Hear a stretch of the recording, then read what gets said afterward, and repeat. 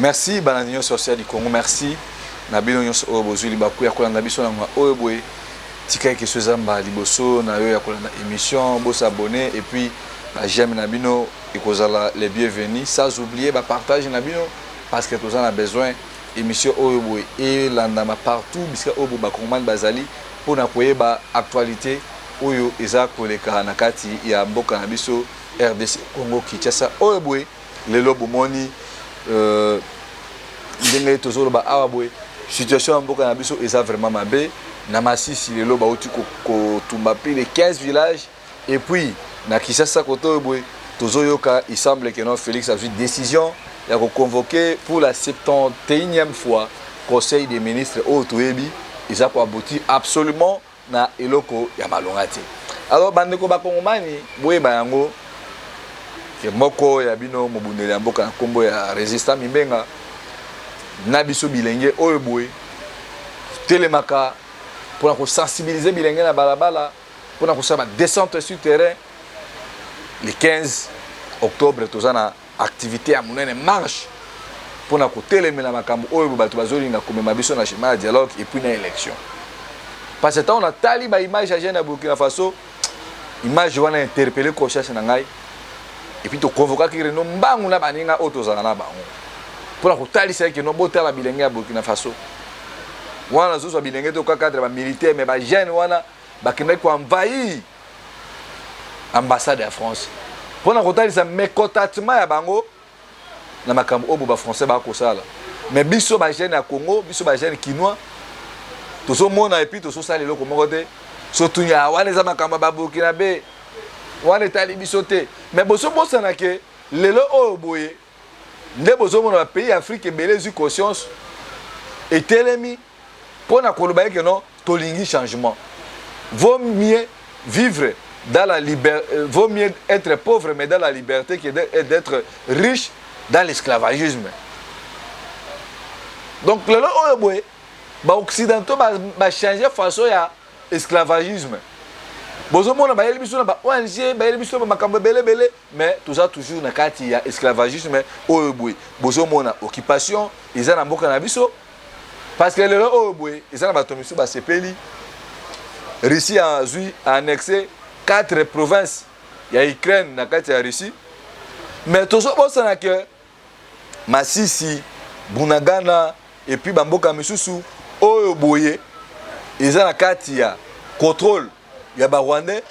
donc toka matin lobi pe na bagara ya fourmi Rwanda pe akoki kozwa bamboka na annexé yango na kati epai naye.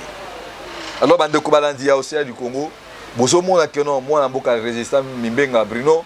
voix ça bien été santé pe ça bien été mais tout ça ko sala de toutes les façons que non activité à les 15 mutu nyonso oyo boye ozana besoin de changement oyo boye olimbo kanayo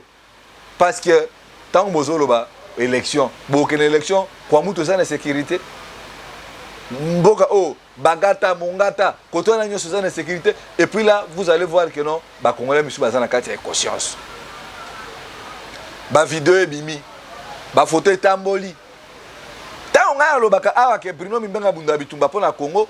bocha nga tembe bomoni Shadari obemina kuba José Makila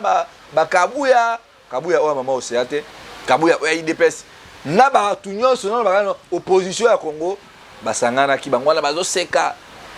po ba yebi que peuple congolais oyo bazaka toujours nazo soutenir Mukwato Mbolo nazo soutenir Kabila nazo soutenir Lidema Osongo omoni bango ba vandi autour de même table ba ke ko solo là ba ko changer ba numéro so biso ba jeune par na biso ti ba swaki na masoa na par na biso zali na katwa ya ba mona kana bisa bino ke no Bruno Mimbenga azaka pona Congo na bunda na bitumana ke no poto changer classe politique congolaise auto zanango awabo wana zaki NDI ONG américaine oyo bevanisa ke bango tout abengisi bango ka bana mike le néocolonialisme o bazo travailler pour na ba impérialiste ale bino ba opposition bino ba to pouvoir ale yo Shadari na ba José Makila ale bo vana na NDI ale vanisa bango bo pesa bango yoko jouer rôle boyoko jouer rôle boy cher congolais ba jeune bino ba to bozo bomana koloba Fachi nini boy NDI vanisi bango ntonga bana ko ba kenon na lire to kene oyo boye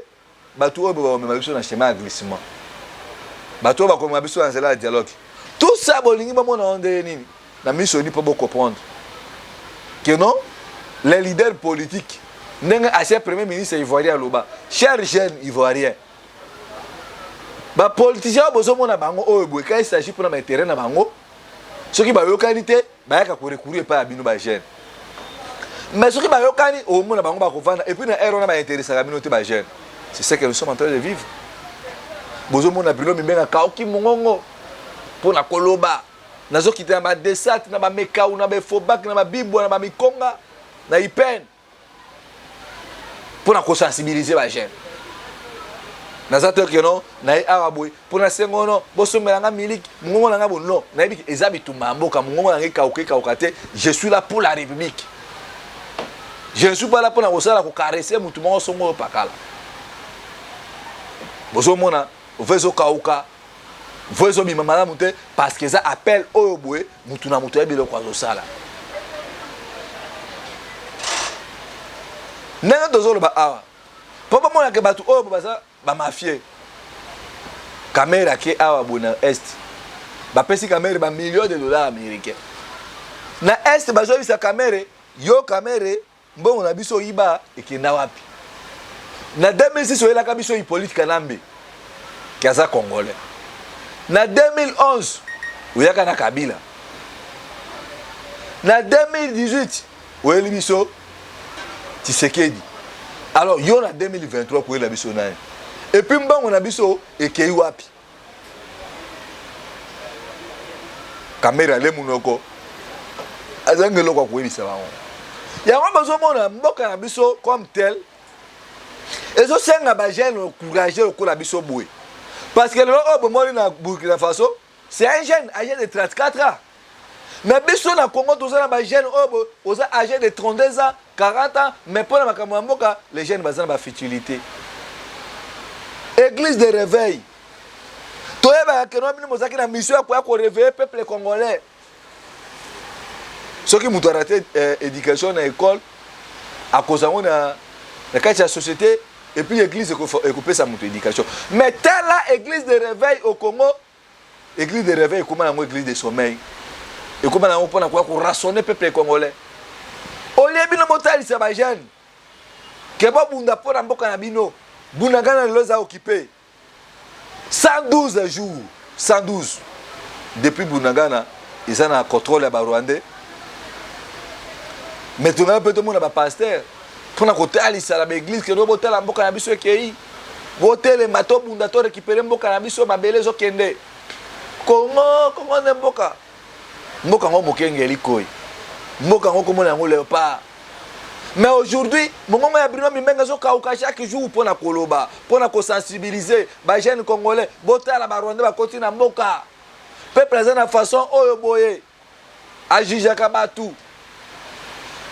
mais peuple congolais ceux qui bokangi Rwandais bozo mema bango pa ba policier vous croyez que ba policier na biso oyo boye tant bozo ba Rwandais bo otika bango ba policier na kosa bango allez ba tuna bango ba kobenga ba téléphone allo bo libérer ba twana bazonga yango na bozo mona tozo bisa bino le 15 ekozala samedi biso baso na Pascal to tambola pour la kotali c'est que non tolingi lisusu makambo oyo te na mboka na biso tolingi Bunagana ife zonga Félix na 2023 il faut Félix akende Félix atalisi est compétence notoire atalisi que non aza parmi ba traître ya mboka ena Hippolyte Kanambe le Rwandais lelo oyo boye ba mindele nde nazolo ba awa boye ba pesa chilo mbongo déjà ba élection ba nakala a organiser ba élection pour ba mindele ba français ba comprendre que ndenge Russie azui déjà Mali azui Centrafrique azui le Burkina Faso lobby peut-être bo puto kola boye Russie a kozwa RDC yango na bozo mona batinda ki Frasoland pour na koya ou calmer ba classe politique pour na koba il faut ça ba élection donc Félix Ndinga Zana coûte que coûte il faut ça ba élection monsieur Frasoland d'ailleurs qui na Congo ya wana alors ce que nous avons le bamoko bon mon niveau ya mafia ozo le kanamboka na biso et puis tant tozo ba que non élection o boso ba kei izaka tricherie na tricherie Moïse o tiana biso vidéo puis tozo bintu banasema ni vya Sadek. Napenda tuyua seni vya nani? Papa inatokea ku Gloire Piétonnier ya ba petit commerçant, mais tunaona mavalizi ku ya kufunga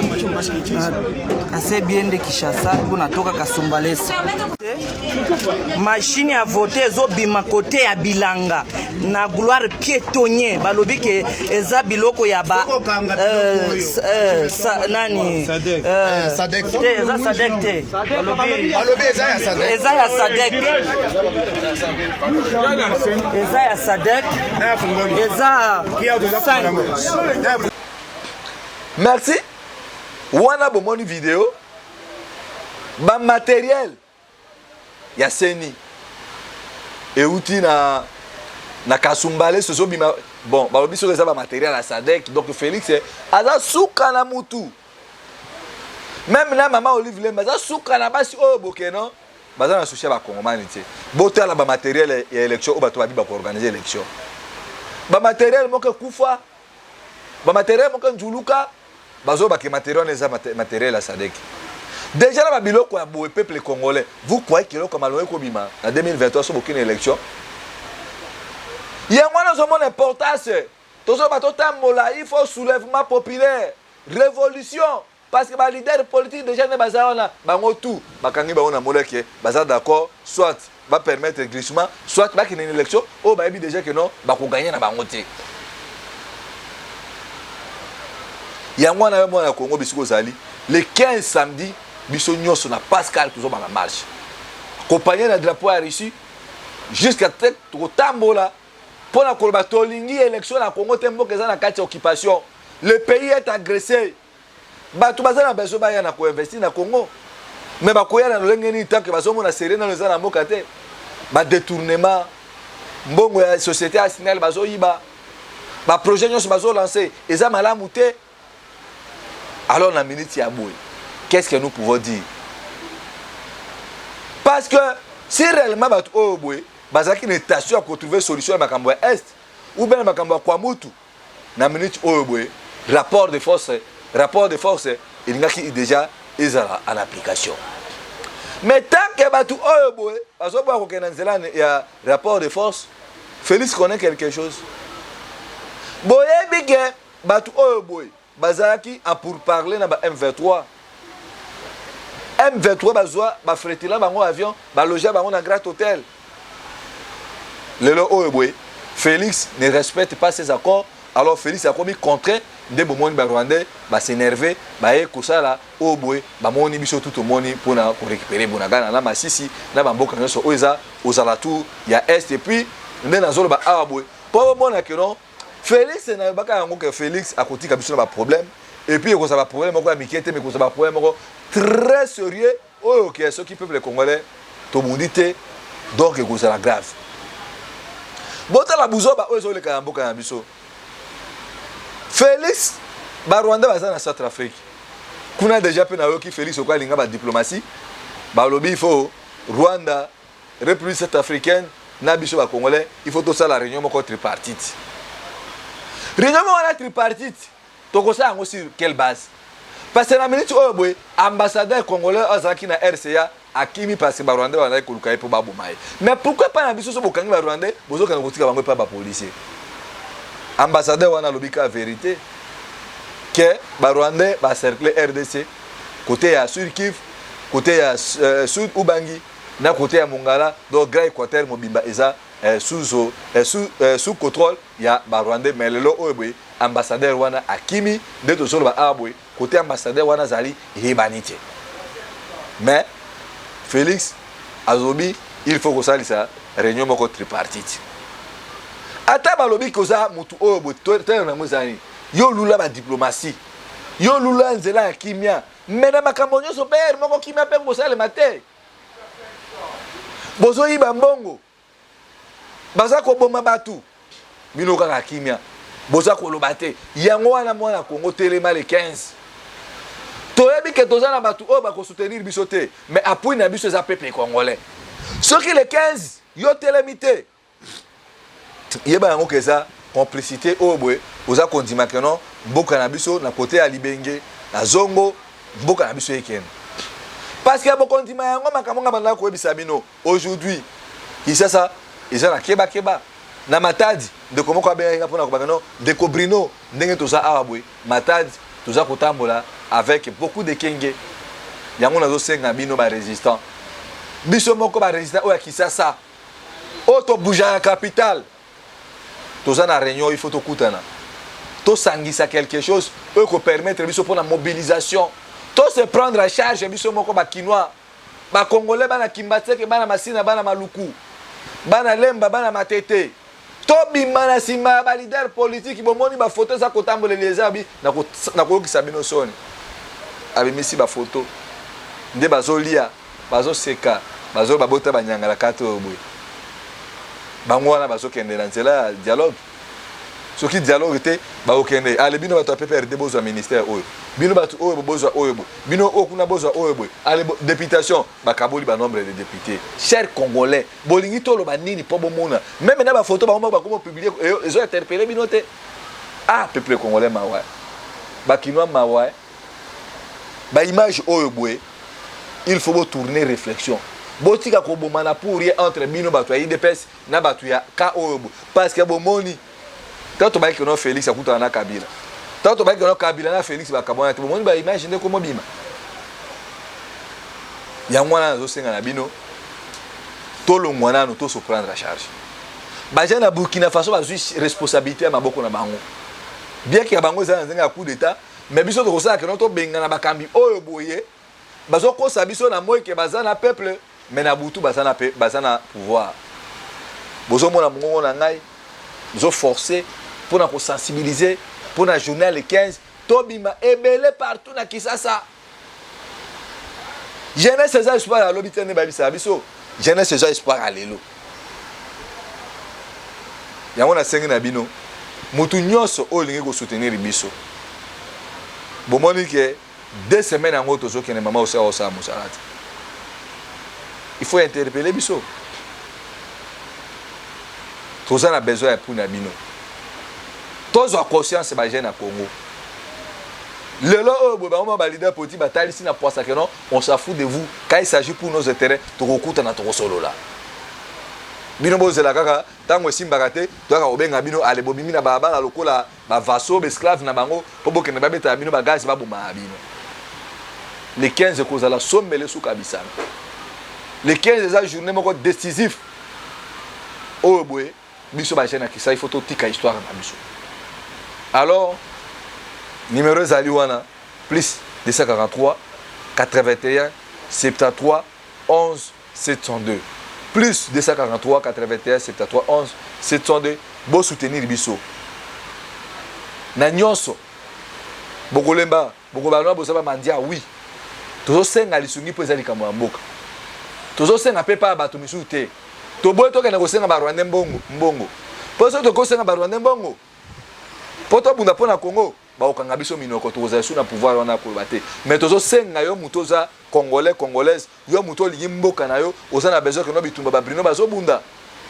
e bota mbuma bitumba biso tozo bunda ngo na voie normale to kana ko zambonga ba leader politique te boyebi yango très bien alors botika ko critiquer biso ke bino kaka ko senga tozo senga po toyebi que no ezamboka na biso et puis to senga ngo pa bato misusu te alors les 15 à partir à 8 heures déjà tozo banda marche décisive oyo boy tozo senga na bino ba chaîne bo bomba ba téléphone na bino parce que objectif na biso ezali to ko kene élection tant que le pays est occupé et puis il faut ko benga na Félix pour que non ba kongomani bazo bakambi oyo bo balingi pour ba diriger bango oyo bakoya na programme na leadership moko ya malonga ngana bino tukutani nazo continuer toujours ko zaba kisi ça bokoko pour que voyez ezala malamu pour que non les 15 wana ezala journée oyo boy biso ba jeune biso ba résistant totika histoire na mboka na biso pour la toute première fois ngana bino tokutani na mikolo ezali koya matondo bo partager bo liker et kozala une manière pe pour na bino ya ko soutenir Donc les 15 nous dans 12 jours ou 11 jours, yo ont $1, ils ont $5, $10, au Kangamute Maté, de Bruno, pour na Kambotali Congo, où il y a une cotisation, na plus de 143, 81, 74, plus de 143, 81, 73, 11, 702. Yango wana to bengi ici na bana masina, bana changu, bobima, ebele, tout les calisous sous nombre, auto bima kaliboso. Parce que ça, c'est ça, plus de 15 millions de personnes. Mais ma cambo est sérieux, boy. Bozo mon a kenon Denis Kadi m'a organisé l'élection malongate. Mais Bozo continue à causer toujours un leader politique. N'a eu conscience, il a fait ça l'effort, aux conscience, où il y a tout sangisa maboko pour que non peuple congolais abîme la situation où il y a esclavagisme, il y a impérialiste et puis dans le esclavagisme, il y a leader politique congolais où il y a ça pour que ça déception du jour au lendemain. Matondo ekota na famille na bandako na bino ngana bino toujours ndenge boyebi na kolembate ba intimidation na bino tokobanga yango te parce que soki ezalaki kaka mpona ba intimidation tolingaki déjà totika mosala oyo boye ya bitumba mpona libération ya mboka na biso mais toso continue kosala yango parce que toyebi ke non mboka oyo boye bato ebele bazwa envie yango et puis biso moko peuple congolais toyebi te ke toza na mboka oyo boye soki tozwi leadership tobengani ba médiocre nyonso toza capable ya changer l'histoire ya mboka na biso matondo ingeta na bino banso oyo boye bolandi mobundeli ya mboka Bruno Mimbenga tokutani na bino na mikolo ezali koya